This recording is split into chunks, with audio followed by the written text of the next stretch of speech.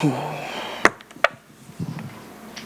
congratulations. How are you feeling after that win? Cool, feeling awesome. Just for the record, the media guys, I appreciate what you guys do. Getting to talk to you after fights is like a sign of victory, so you guys have naturally become like a very positive, good omen. So always honored to be here. Thank you. Well, I like that because we're not always a positive omen for everyone.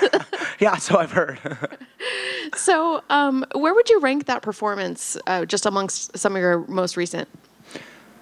Man, I gotta say, top 3, beating Cowboy #1, easy, and then probably my UFC debut #2, but this #3. I got a lot of respect and admiration for Tim Means. For those who don't know, I watched him fight live in Houston about 10 years ago, so I was maybe 21, 22 years old, like maybe 1-0, 2-0 pro, and I watched him take out like Houston's #1 prospect, the guy I had trained with, and the guy gave me a lot of trouble. And Tim finished him and got re-signed to the UFC, so I always like not only thought highly of him, but I was always like a little I don't want to say intimidated, but like if I had to fight him, I wouldn't have been thrilled about it. And sure enough, just as a man and as a martial artist, getting this fight was like a task for me to effectively level up against as a human and a martial artist. And I was ready for the task. I trained my butt off. Now, to be fair, every fight camp has been like maximized in terms of preparation, but this one was a bit more personal for my own reasons. And getting the victory, it was more meaningful than just a win. Can you explain to us what you mean by that, by why it was so personal for you this time? Yeah, because normally I don't care who I fight. Even back in my non-UFC days, I would fight anyone they would ever offer. And even in the UFC, I couldn't imagine someone they'd want me to fight and I wouldn't be excited. And this match for Tim Means, it was just like when I took it, it was like there was like a feeling of caution opposed to a feeling of excitement. And then I knew if I could get the win and conquer this task, that it would be quite valuable on a personal level, and certainly it was. Do you prefer to fight someone that gives you that feeling or gives you an excitement feeling, or maybe even somebody who you have a negative feeling, like, I hate that guy? Which one of those three kind of like amps you up more? I don't think I hate anybody. That's not really an emotion I feel often, thankfully. But no, exciting fights are the best fight. I've never been given a matchup where I wasn't like immediately excited. Like when I got the Simmelsberger matchup, I was like pumped for that one because he likes to stand and bang.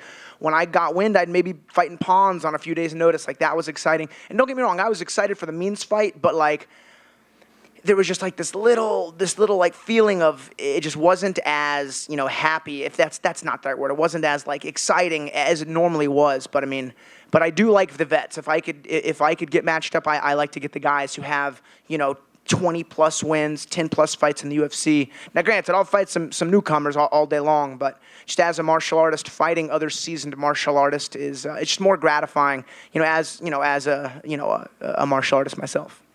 So now that you've been in there with him, did it live up to your expectations? Was it better? Was it worse? Like, what were the feelings like in there?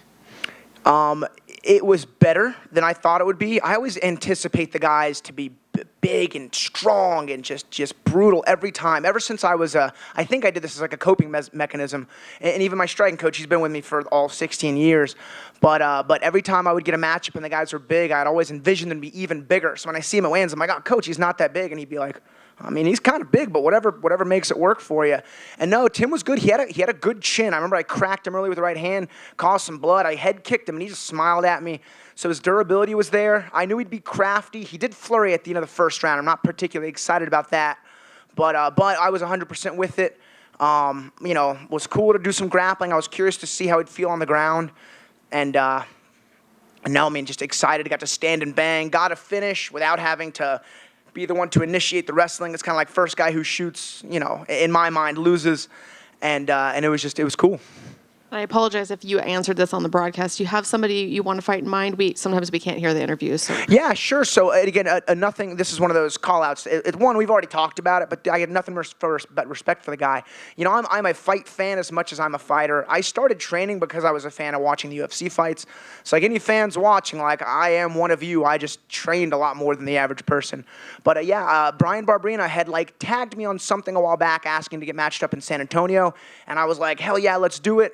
And he was like, sounds like a fun fight. And he likes to stand and trade. I like to stand and trade. His last two opponents, took him down and squeezed on him. I'm going to stand in the middle of the octagon and bang it out. So that would be, I think, just a fun fight. But I never get fixated on any one name. If Sean Shelby wants to do it, awesome. Sean Shelby's the man. If not, I'll fight whoever.